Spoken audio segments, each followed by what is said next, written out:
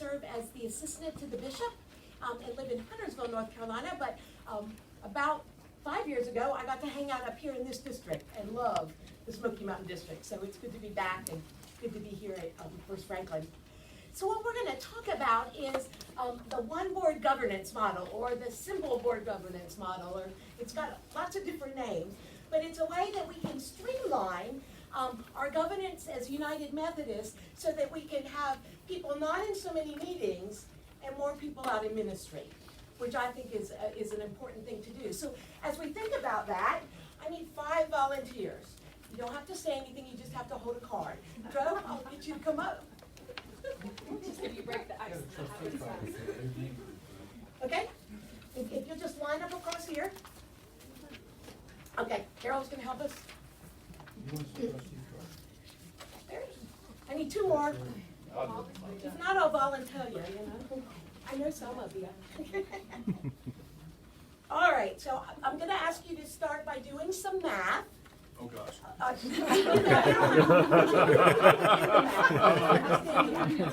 Okay, so in your head, we're going to start with church council. I want you to think about how many people are on your church council. Just in your head, how many people are, sometimes it's called your administrative board, can be called lots of different things, are on your church council. Then how many folks are on your nominations team? How many are on your staff or your pastor parish relations committee? Yes? You know how, you want to tell me how many? Or just keep them in your head? Just my. Oh. I thought you wanted to write. No, just go ahead and keep them in your head, and then I'm going to ask a question. Okay? How many are on your trustees? And how many are on your finance committee? Just has to be an estimate. How many would say there are 25 or more people if you were going to total up the number on each one of these committees? 25 or more? 30 or more? Yeah. 40 or more? Okay, now, how many people attend churches or participate in churches where more than one person serves on one of these committees? Okay, okay, thank you very much. So what we want to talk about is how we can not have that kind of duplication, so that you don't have people serving on nominations and finance and trustees and the church council and all at the same time. And so it's a way to think about one board governance. And actually, this has been in the discipline for a while. Paragraph, let's see if it's going to let me do this.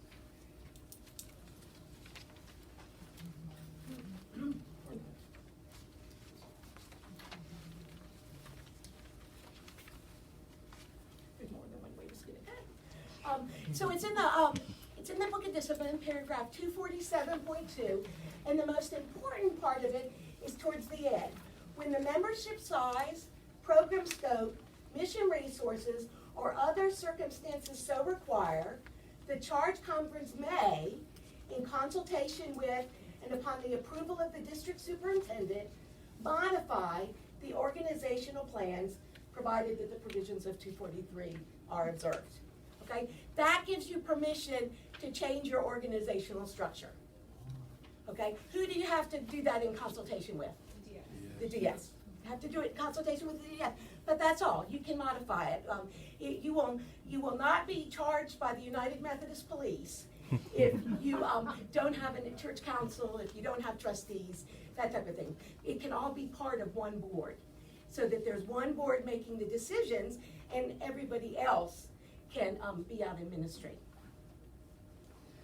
So the thing that this does is it uses a leadership style that combines 3 things. Combines accountability, responsibility, and authority. How many of you participate on committees or teams in your church where not everybody attends? Where most people don't attend, okay? I've been to administrative council meetings or other things where there are 40 people on the rolls and there are about 10 people that come, 25%. And so accountability is important. The people that are on this leadership team are going to be accountable for attending, because they're going to be making some of the decisions. So it's a way that some of our more mature spiritual leaders can take part accountable to being there and to what they're doing. They have responsibility. They're going to represent different ministry areas and work as a whole to govern the program of the church. So they do have responsibility and they have authority. It's this group that's going to be able to make decisions for the local church. Now I think that paragraph 247.2 was put in the discipline for small membership churches. But I've also seen it work in large membership churches very well. First Waynesville, which is one of your handouts, has had that for several years. And it's working quite well as they move forward. It reduces micromanagement so that you're not having to micromanage all the committees, but this one group can think about what needs to be done and then move people out into ministry. The other thing that we know in today's world is the next generations, our millennials, our Generation Zers, all those, they don't really think that serving on the trustees for 3 years is like the thing they want to do. I think in our generations, are marathoners in the church, which means we participated and we're glad to be on committees, and after we serve on one committee, we can do another committee. But the next generation, do you know what they like better? They like a task force. What's the difference between a committee and a task force? Task gets done. What? A task force has a particular purpose, a task to accomplish. Has a task to accomplish, and once the task is accomplished, what? They're done. They're done. They're not committing to 3 years. We're not committing to 3 years. We're committing to say, I will be on the Vacation Bible School Task Force. I will help plan it. I'll recruit the volunteers and people serving it. And then once Vacation Bible School is over and we've evaluated, what happens? I'm done. I can go on to the next thing that God is calling me to do. Okay? And I think that moving forward in the church, that's going to be an important thing that we kind of make a shift to.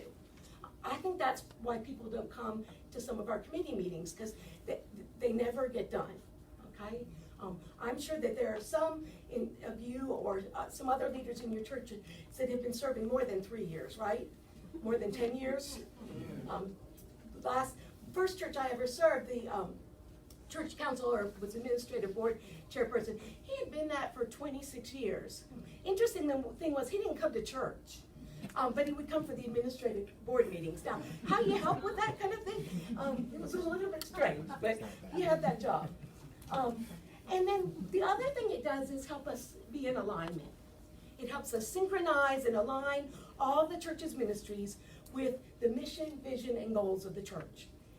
It helps us keep aligned so that whatever they're doing in children's ministry or youth ministry or United Methodist Men or United Methodist Women and finance and trustees, they're all working in the same direction to fulfill the ministry of the church.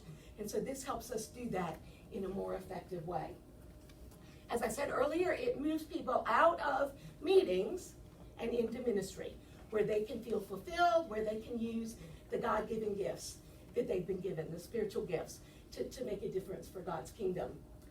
It empowers the pastor to lead, because the pastor can help set the direction of the one board or the leadership team or the simple model, and the pastor then has that ability while everyone else works to carry out that and works. How do we fulfill these goals best as our local church?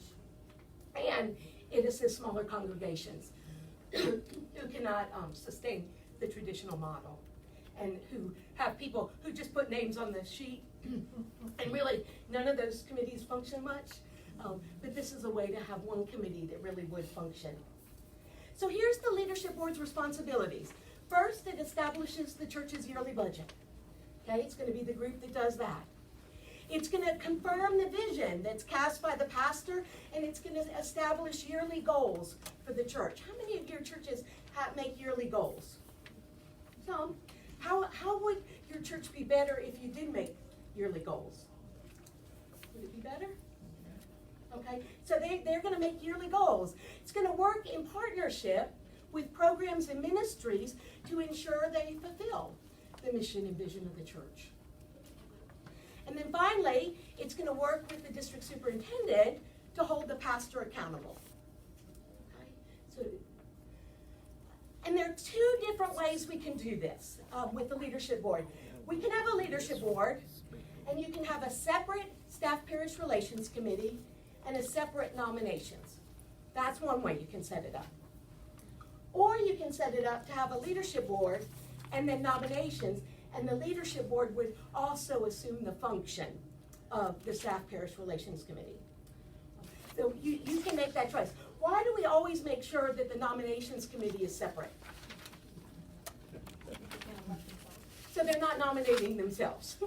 That, it gives an outside group the opportunity to look at who's on that leadership board and see, oh, we need somebody with this gift, as somebody rotates off. And so they're gonna do that. So always a separate, but then you also could have a separate staff parish or pastor parish relations committee where the chair would sit on the leadership board. And that's up to you, whether you do it. And we'll talk about those functions in a minute. So 2 ways. Any questions about that? So you would have at most in your church, how many committees? 3. And then lots of task forces and lots of other groups working towards things. But at most 3 committees. How many of you would think that would work better in your church? Okay. I think it's a great way to streamline. And we'll talk about the pitfalls in a minute too. There might be a couple of them. Okay. So here's a typical structure, and on one of your handouts, I've got that written down. 9 to 13 members is a typical number that are elected by the charge conference to be on the one board or the leadership team or whatever you want to call it. Covenant council, I've heard it called. I appreciate it. 9 to 13 members. 6 to 9 of those members are going to serve as finance, trustees, and if you decided to go with the PPRC as a part of the leadership team or the one board, then they'll also serve as PPRC. 6 to 9 of those folks. Now, it used to be, when we first started talking about this, what we would do is, the discipline says you have to have at minimum 3 trustees. So we would name 3 people trustees on the leadership team. And you have to have a minimum of 5 PPRC. So we would name 5 PPRC. The problem with that is that when you name people that, guess what happens? That they think that they're the only ones that have to do it. And the genius, the goodness of the leadership team is it's a body. It's a body working together with different gifts and different skills. So you don't just want 3 people being trustees. That whole leadership group from 9 to 13 members is going to be the trustees. They're going to be the finance team. They're going to be the PPRC if you choose to do it that way. That whole group, not a subsection of that. Because when we get it even smaller than that, what happens? The small group is making decisions rather than the larger body. So I think it's real important to think of it that way. When you fill out our wonderful paperwork, you can list all 9 members as part of the trustees. You can list all 9 members as part of the PPRC. You can list all 9 members as part of your finance committee. It's just the same people, you're in one board. And hopefully, soon, the United Methodist Church will catch up and give you a way on charge conference to do that, but we'll see when that happens. In addition to that, or as a part of that, you're also going to have a board chair. You're going to have your lay member to annual conference. You're going to have your lay leader. Your United Methodist Men's president or representative if they're chartered. And your United Methodist Women's president if they're chartered. And then, most importantly, you're going to have who? A youth, if your church has a youth. So that they have some input into the structure. And let me share with you how important that is. That's how I first heard my call to ministry. I was put on the nominations committee at my home church as a high school student. And I went to the first meeting and I thought that I'd just be the observer and kind of see what all these adults were doing and things like that. And the pastor handed me a directory and he said, Amy, you're in charge of R through T. And I looked at him and I was like, what? He said, you need to know the gifts of all these members whose last names are R, S, and T, and you need to be prepared to share them with us as we're doing the nominations. Gave me some incredible responsibility, felt like a part of the church, and I thought, okay, I felt accepted as a confirmed member of the church to do that. So our youth are really important to be a part of that. Now, some of these can be the same as the 9 to 13, or you can add them. Okay, you can add them. I would recommend that if you choose to have your pastor parish as part of the one board, that the team board chair and the liaison with the district superintendent are the same person.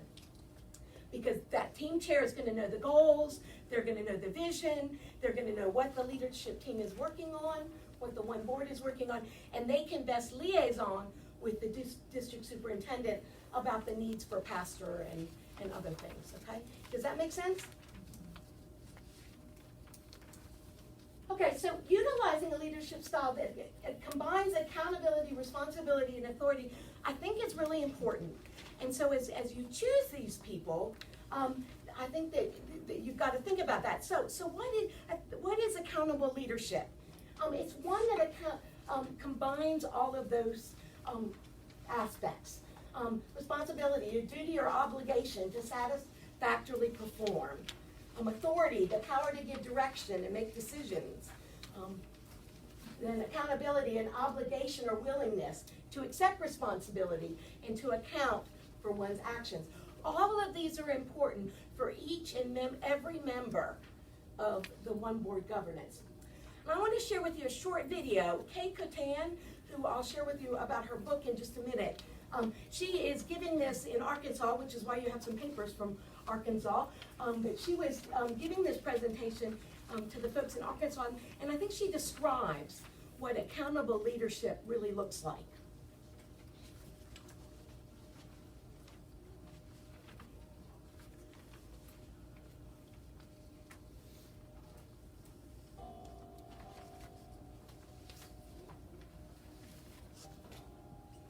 So where I wanted to start was with this scripture. I think this is where everything lands in what our work is today, but also ongoing. Can we read this together? Therefore, go and make disciples of all nations, baptizing them in the name of the Father, and of the Son, and of the Holy Spirit, and teaching them to obey everything I have commanded you. And surely I am with you always to the very end of the age. And that's Matthew 28:19 and 20. And friends, this is why every church in this room exists. Every church. This is our purpose. This is why you continue to be anointed to be open. And everything that we do should be measured and pointing towards our purpose. So let's take a look at another reason that maybe we should be thinking about making disciples. If you remember, as part of our mission of the United Methodist Church is the making of new disciples. I took a little bit of authority there and added new. The making of new disciples of Jesus Christ for the transformation of the world. Why do you think I would want to use the word new?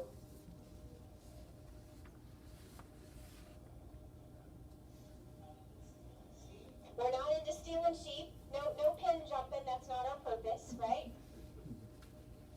But somehow we sometimes get stuck to say, as long as I'm doing my own thing, as long as I'm studying the Word, aren't I growing in my discipleship? Well, if we are growing in our discipleship, mature disciples disciple others. And sometimes we get stuck in the discipling ourselves, and we miss our true purpose of spreading the good news. So friends, no matter how you structure your church, just make sure that you are pointing to this purpose. And this is where the accountable leadership model comes in, because we are constantly asking the question, how is this aligning with our purpose? How are we doing at making disciples? How are we doing it the very reason in which we exist? But you see, when we manage our church as the board, instead of govern, we're not asking that question. Because we get so tied up in the day-to-day operation that no one is standing on the balcony asking the really important questions of the why and the alignment. So I love this. This is on winning on purpose. This is a book that I highly recommend, Winning on Purpose. It's by John Edmund, Edmund Kaiser, Kaiser.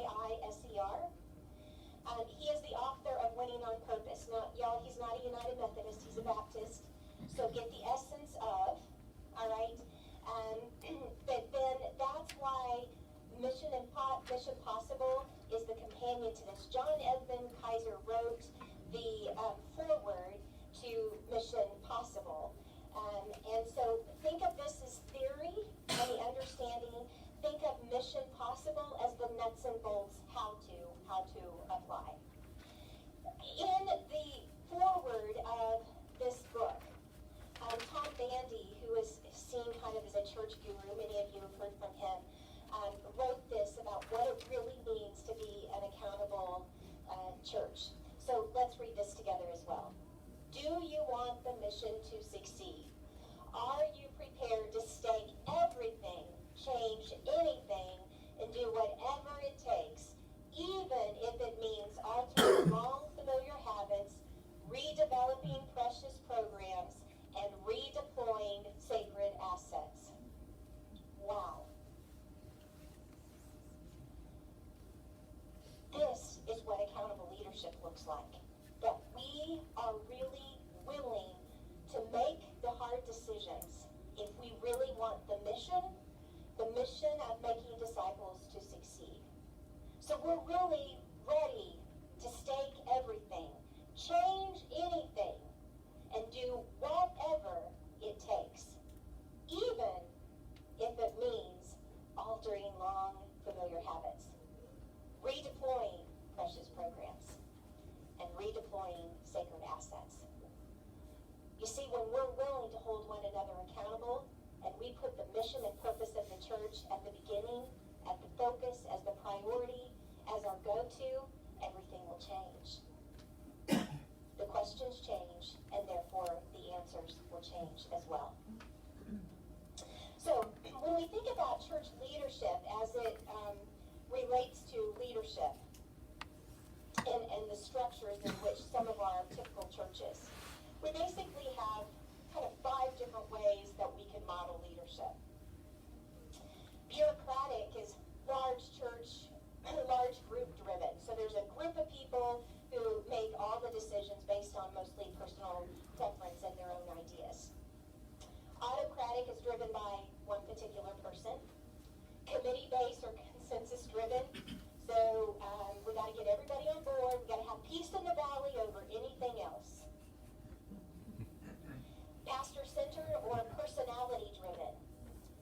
So if we ever see a church that's climb in worship attendance, and we have a pastor leave and we go, and we fall off the cliff, that means that we have a pastor-centered or personality-driven church, or at least for that season. And then the preferable way is accountable leadership model. So let's break these down a little bit more. When we have bureaucratic-led leadership, the pastor is expected to accomplish the mission. But we don't really give him or her any power to do so. So in this particular model, we give him responsibility, but no authority. So that's pretty safe, but it's not very effective in our mission. If we look at the autocratic model, one person is expected to accomplish the mission, has been given the power to do so, but there are no consequences for not fulfilling the purpose or producing fruit. So we give them responsibility, we give them the authority, but we don't hold them accountable. So that's pretty effective, but it's not necessarily very safe. Now, when we look at committee-based or consensus-driven kind of leadership, as we've demonstrated this morning, decisions are sometimes quite slow. That is, if they happen at all, right? Sometimes we just give up because we can't fight our way through the system to get a decision made. So decisions, since consensus is the goal, are never focused on the mission. It's making everybody happy. And it's about compromise. And so when we compromise, really no one is happy. It becomes better to maintain the relationships with one another than it is about fulfilling the mission. Also in committee-based or consensus-driven leadership, there is no one person that can be held accountable. How do you hold a committee responsible? It's impossible. Now, if there's a chair, and you hold the chair accountable, now appointed in the committee-based structure. The pastor and the staff are evaluated by the congregation, and the power resides with the person or group who does the evaluation. So it's about, think about this, if the congregation is evaluating the pastor, then it is, how has the pastor treated me personally? Or what's my personal relationship with the pastor? As opposed to, how well is the pastor doing in leading us in being a missionally focused church and making disciples of Jesus Christ for the transformation of the world? It's a very different focus. When we have pastor-centered or personality-driven leadership, the pastor makes all the major decisions. Everything revolves around and is dependent on the pastor. I went into a church after the pastor had literally died at his desk. And you see what happened is the pastor had the only password. The pastor was the only one that had the alarm code. Everything was pastor-centered, and it took us a year to unravel and get access to everything. In a pastor-centered or personality-driven leadership, decisions are made quickly, and sometimes impulsively, or those knee-jerk kind of decisions, and sometimes, perhaps, they're even unrealistic. Also, in a pastor-centered or personality-driven leadership, dissent is not tolerated. Everybody line up. The pastor spends his or her time just putting out the fires. That's that urgent stuff that's walking in the door. You're managing the fires every day. Laity leaders are evaluated by the pastor and the staff, and the congregation feels quite run over and disconnected from the ministries and the mission of the church. There's just no alignment. However, when we do accountable leadership, we have responsibility, we have authority, and we have accountability. All three of those things are woven together that gives us a safe and effective ministry setting. Let's break down those three terms a little bit more. Responsibility. When you give someone responsibility, you are giving them a duty or an obligation to satisfactorily perform or complete a task by one person. One person is clearly given a task to do, clearly defined. When you give someone the authority, you're giving them the power or the direction to make decisions. Give them full authority. Then the accountability piece is for the person that is to hold someone accountable, and also the person being held accountable is an obligation or a willingness to accept responsibility or to account for one's actions. What a wonderful place it would be, right, if we could be practicing this kind of leadership. It is safe and it is effective. When we get to mission-driven, accountable leadership, those responsible are held accountable. The mission of the church comes first. The mission of the church comes first. We must have the right people in place to accomplish the mission. So that means we have to hold people accountable to the authority and responsibility of the roles we put them in, and if they're unable to fulfill, we have to be brave and courageous enough to move them on. With grace and love, but we need to be willing to help them find a place that they are spiritually gifted for, not in a place that is holding the church back. We have a small number of decision makers, but a large number of people in ministry. Do you see it flips around? Think of that church I was talking about that worshipped 100. So instead of having 132 slots of administration, we now had a dozen, which left 88 people to do ministry. That church's whole focus changed when they were able to flip that around. In this model, shepherding is done by the laity, not by the pastor. Now, let me put an asterisk here.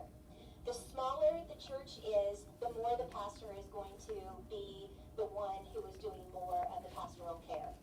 Okay? That's just the family dynamics of smaller churches. The larger the church, the more the pastor is not doing congregational care.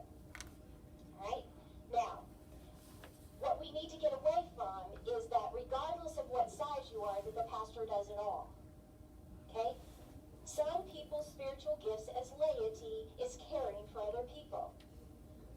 By the pastor doing all of the care, and even expected to do all the care by sometimes our laity, our congregation, we're keeping people from using their giftedness. And we're keeping the pastor focused inwardly to our own people, which allows no time to be concentrating and living in the mission field to reach new people. Now, to say that we're going to go back and just say, all right, well, 2 or 3 people are going to start doing congregational care, it doesn't work that way. There has to be training, equipping, communicating around how this works. So if you need to shift this model, just make sure that you do it with intentionality and training. Don't just flip the switch. All right. Also with accountable, mission-driven leadership, there is lots of input. Remember, town hall meetings, communication, but we have a very, very focused direction, right? Very focused. The pastor in this model evaluates staff. Now, I know some of you have already said, well, I don't have any staff. Yeah, you do. They just happen to be unpaid. Everyone is held accountable for the mission. All the way up and down, everyone is held accountable for the mission. What are you doing specifically to be in alignment of making disciples? Alignment to the mission and vision is critical, and it isn't about consensus, because I'll tell you, you're never going to get consensus about that alignment for many years if you're not there now. That's a change in DNA and a change in culture to get there. All right, I'm going to give you a few minutes here. We're going to set the timer for 5 minutes this time. What is driving your church? What kind of leadership are you currently using as your model? Is it autocratic? Is it bureaucratic? Is it committee-driven? Or are you practicing accountable leadership? So spend just a few minutes and identify what is the current leadership model that you're using. She actually has like 5 or 6 videos that goes through the whole way to do this, to do the one board governance. But as you think about it, and as you thought of her, what she was saying, what are some of the ways that we have that we do church So as you governance? begin to think about I forgot, she wants to come back. Sorry, Kay. Bye. There we go. So what are some of the ways that we've done that in your churches? What are some of the ways that you see governance done in your churches? A lot of consensus, a lot of compromise. A lot of consensus and compromise so that we make everybody what? Happy. And then when we do that, what happens? Are we Not a fulfilling? lot. Not a lot, okay? Okay, not a lot. And when it's done by committees, it can be what? Really slow, can it? Other ways? Any of you ever had, and you don't have to raise your hands, ever had a pastor that made all the decisions? I consult with staff parish relations committees. We have a lot of staff parish relations committees that want the pastor to make all the decisions. And so that way it's in one person. What about another person in your church that kind of holds everything, and they're the ones that you have to get this person's agreement before you can do anything in the church. Ever experience that? Okay. So what's different about the one board governance? Different about it? Kind of equalizes everybody. Okay, equalizes everybody. What's their purpose? What is that one board supposed to do? Make new disciples. Make new disciples, okay? And I love that word new, because if there's anything we need in the United Methodist Church right now, is to remember that we're called to make new disciples. That there are people out there that don't know Jesus Christ is their Lord and Savior. And so that is our purpose. And if we would focus on that, we wouldn't see this kind of declining attendance, would we? I think that's important. So that's their job. Their job is to help the local church make disciples, make new disciples of Jesus Christ for the transformation of the world. That's their focus. And they're all working together on that. So trustees and finance and your program ministries are all doing that together. And that keeps it from things like saying, the trustees saying, oh, I'm sorry, we can't open up our church to the after-school program. Why? Because they might mess it up, right? Ever heard that? Or we don't, the finance committee saying, we don't have the money. We just know it's not going to come in. I mean, everybody has the purpose of making disciples, of all working together. And it's one group that meets regularly that focuses on that and aligns all of the resources, the people resources, the building resources, the financial resources to be a part of that. Okay? So I think that's why it makes sense. Now, as you think about this, and if you all were to go back to your local churches today and say, we're going to move to the one board governance, what do you think the reaction would be? Not good. What? Not good. What? What's that? Why wouldn't it be good? Because they don't know about it. They don't know about it, so we'd have to teach them about it. What else? Not scary. Change is scary. Are those people going to be making all the decisions for us? Are they going to make, yeah, and what if we don't like the decisions they make? Okay, what else? My people were excited about it once I told them that you're all on 3 committees, now you just get to be on 1 big committee. Okay. They were like, great, let's do this. Let's just do one career, okay. But other things that people might get concerned about?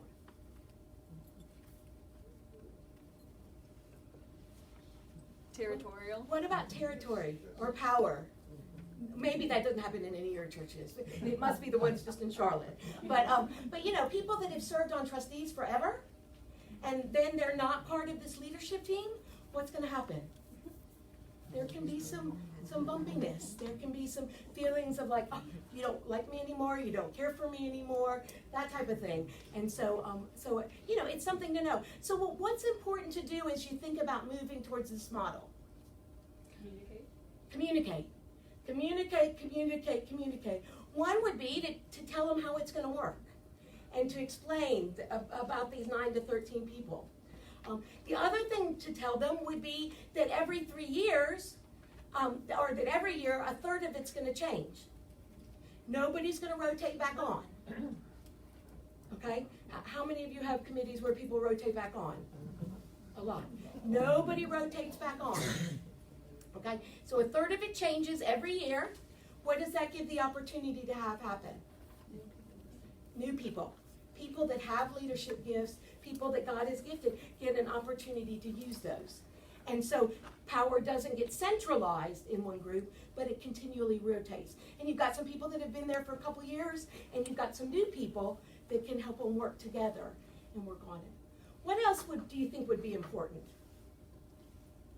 I wonder about the action of the church, like the mobilization of the larger congregation, so that right away they're feeling the momentum as a result of changing to that model. And like, so how does it get off the ground where others are serving immediately, so they know that they aren't being locked out, and that the church has got more renewed sense of energy for going out into the world.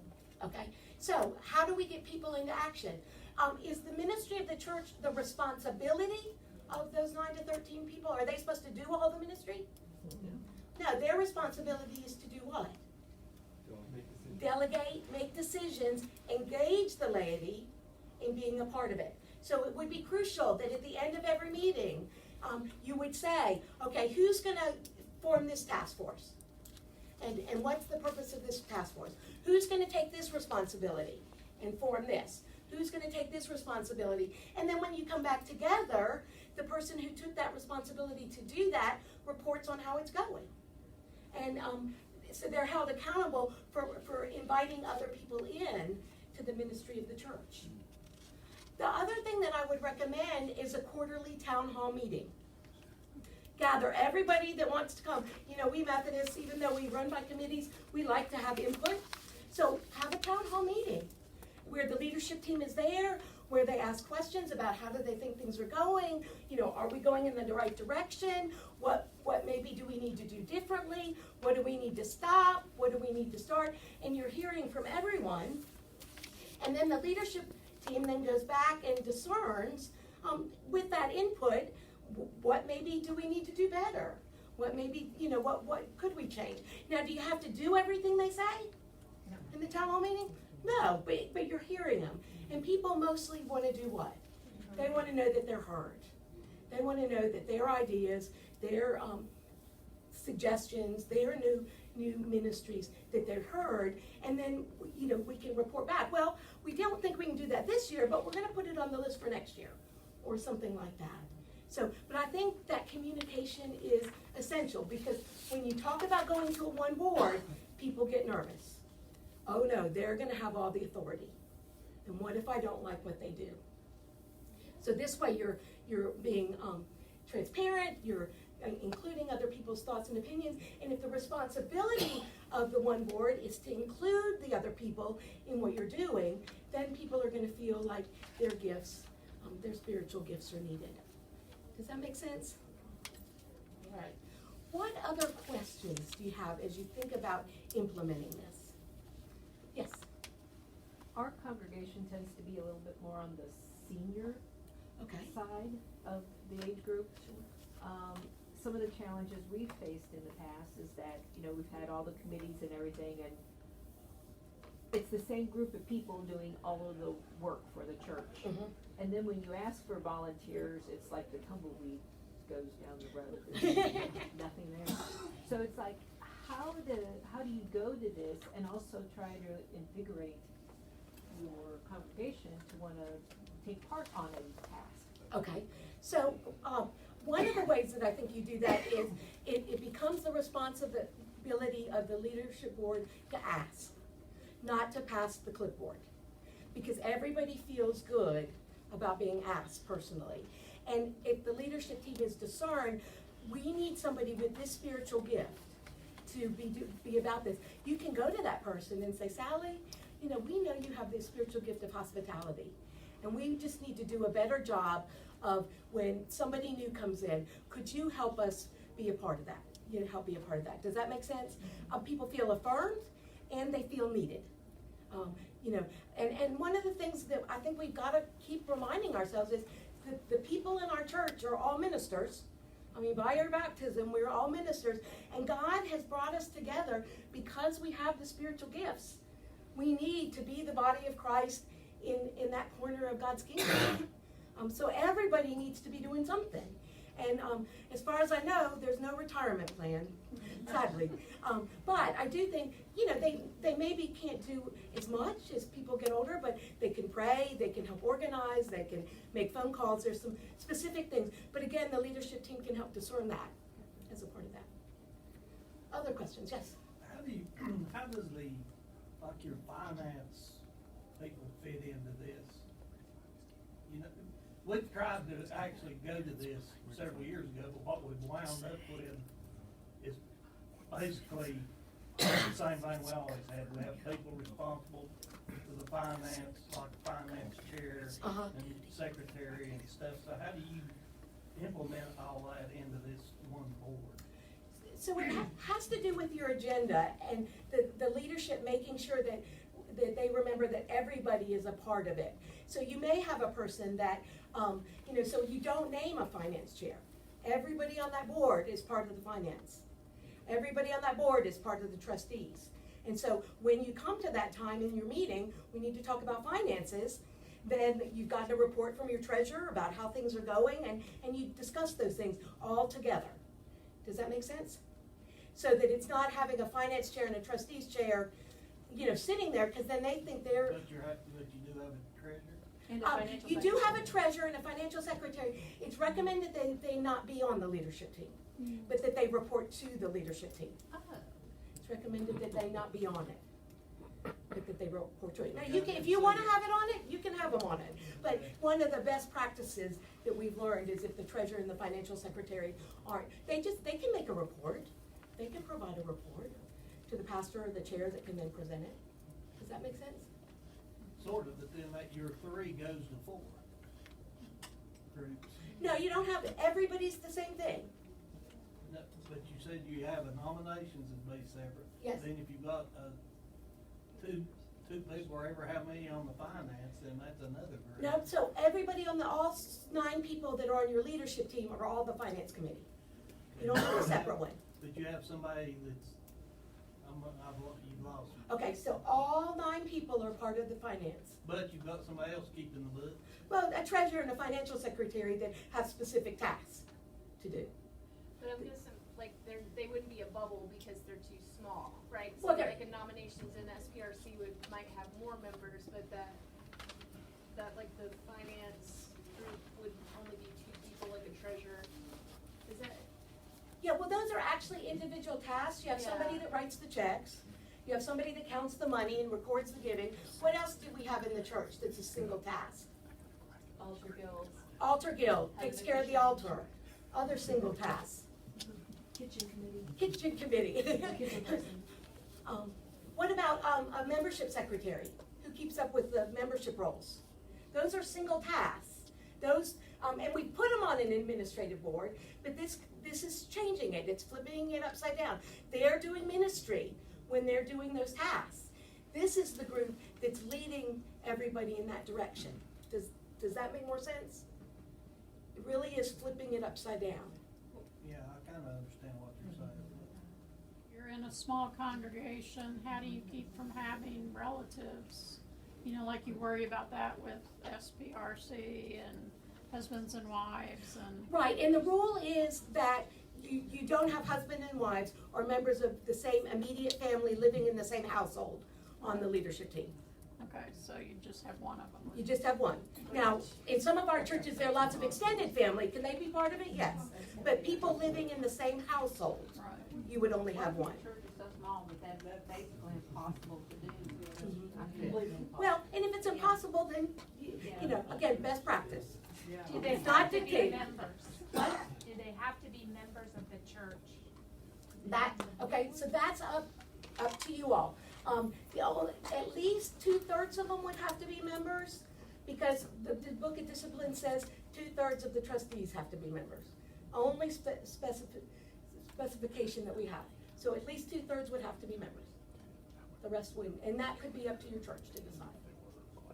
Yes, It seems, okay, I'm the treasurer of the church. Okay. And so like what you were talking about, the 9 people or other 8 people, I would report to and we would all discuss it, so we wouldn't have like a chair, correct? right. It would The be a group. chair of the one board is the chair of. The chair, okay. Like trustees though, it seems like you need a point person because that's the person that has the relationship with the roofer, the relationship with the gutter guy, and all the different things that they do. Has their name on the legal papers. Yeah, and you've got, but there's gotta be, and that, but again, that's a task that that person, that, you know, seems like in some of these things, you've gotta have a point person, or And- nothing will get done.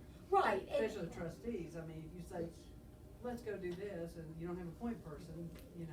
So what would the one board need to do at the end of their meeting? Just appoint Make sure them. there was a point person. Yeah. But all 9 of the people on the one board are the trustees that can sign legal papers. Yeah, that could be kind of like a task force thing that, you know, you appoint basically. And there may be somebody. people in the church, other than that one board, that would be better at that. And so you have one person from the leadership board that goes out and rounds up 3 or 4 people to make sure that that gets done.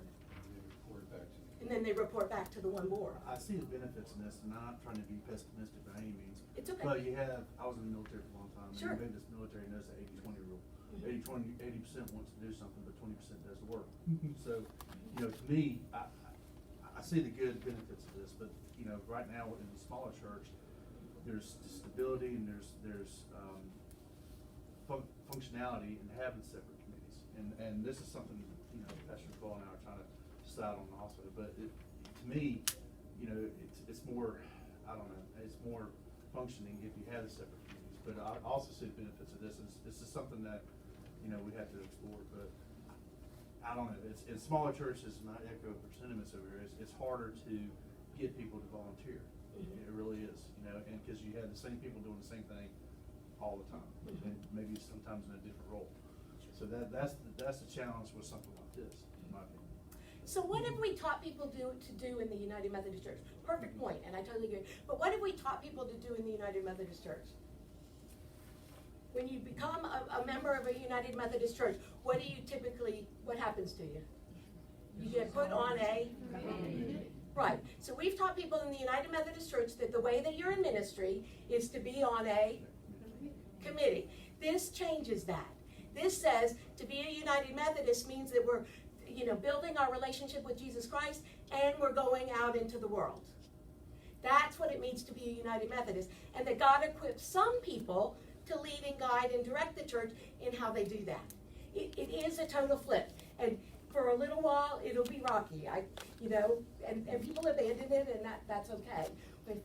But it really is teaching people to do something different. I'm willing to explore anything Yeah. that functions, and then if Yeah. if it works, great. Yeah. I'm willing to Sure. to do that, obviously, but I'm just not fear, I wouldn't say fear, but my concern is that if we implement something like this, people are going to get like, okay, I was assigned this, not a month ago, now I'm on something else, now I'm on something else, and so when you have separate committees, that is their job. I mean, that's what they do, if that's the job for 3 years that they do, trustees, that's what they do the trustees part, finance, that's what they do. When you have something like this, in my opinion, and of course I'm saying this from the outside looking in, because we've not done it, it seems to me it'll be not as conducive if you have those committees, you see what I'm saying? And it won't be more viable, it'll be less viable. Okay. That's just, again, I'm willing to try anything. I mean, it has a lot of good points to it. And you can experiment, and if it doesn't work, go back to the way it was. But I think one of the things that undergirds it is leaders make other leaders. Yeah, And I so- agree. So that's No, just. you're right. Okay, but it's a change, and we don't like change a whole lot. Hey, Joe. I understand how pastor accountability works in this, and it's almost same as the committee model, but I know the large church, not in this conference, that moved to the smaller leadership board, and that left the pastor much less accountable, and he got into shenanigans. So, is there a best practice for how to, have the pastor involved in leadership, but also still have the accountability that you want with an SPRC? Right, so if this group is meeting once a month, typically our pastor parish committees meet at least once a quarter. So once every 3 months, you're holding that pastor accountable for leading towards your goals. And what's going well, what's not going well, you can nip some things in the bud, here's what we've heard, rather than waiting. So, I think you can do that with that whole group. But, and I don't know, the pastors in the room, sometimes as we went to do evaluations or assessments, what would happen would be that somebody would say, well, I don't know how they do with finances, or I don't know how they do with this. This one board means that all those people are kind of working closely with the pastor, so they know better how to help them with what their gifts are, what their. One last question. Yes. If you're in a really small Really small church, and you have 5 people, You've already got this. So. You've got this by default. I mean, no way we could have 9 to 13 people. 9 to 13. People would have to play dual roles. You could do that. I still would have 2 people in nominations outside of that. Yeah, yeah. So I guess the point there should be made that if you only have 5 or 6 people, they're it's going a to be lot making better all the than having decisions them on anyway. 14 committees. Yeah. That's, you just have them all gathered up Yeah. in the same Right, committee. right. And that's kind of what we've basically gone to this format here, only we're having problems filling all the one with the PPRC and nominations, but we're having problems filling seats in the PPRC, So you could go We to. were made to understand that we had to have a separate PPRC and nominations, but, You yeah. can do either one. yeah, but, yeah. The only other thing that you have to think about with the with the PPRC being a part of that is what's important about a PPRC? Confidentiality. So the leadership team, but you wouldn't want that of any leadership team. Yeah. The leadership team holds things in confidence. They just have to commit to the same kind of confidentiality that your pastor parish relations committee members. Okay, so 2 scriptures I want to leave you with, and I will post this PowerPoint to your app. Did y'all hear about the app that you can sign up for? If not, well, I think you're going to. But there will be an app that you can talk together, and I'll also give it to Linda so she can put them on the website. But all things should be done decently in order. That's kind of our hallmark as United Methodists. But the most important one, let everything you do be done in love. This is a change. we gotta do it with love. We gotta do it with caring, if you decide to go this way. We just gotta love each other and be kind to each other as we make this change. Okay? I'm available, by email, if you need, want more questions answered or something, more than happy to do that. But let's close in prayer. Almighty and gracious God, you have given us the body of Christ in order to accomplish your mission in this world. And we give you thanks for that. And sometimes, God, we do that really well. And sometimes, God, we don't do it so well. And so we just ask that you would help us. Help us to be willing to entertain new ideas or think through things that we truly might be out in mission and ministry in your world, making new disciples of your Son and our Savior, Jesus Christ.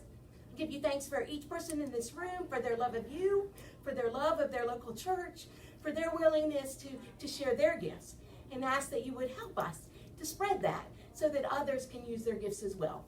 This we ask in Christ's name. Amen. Amen.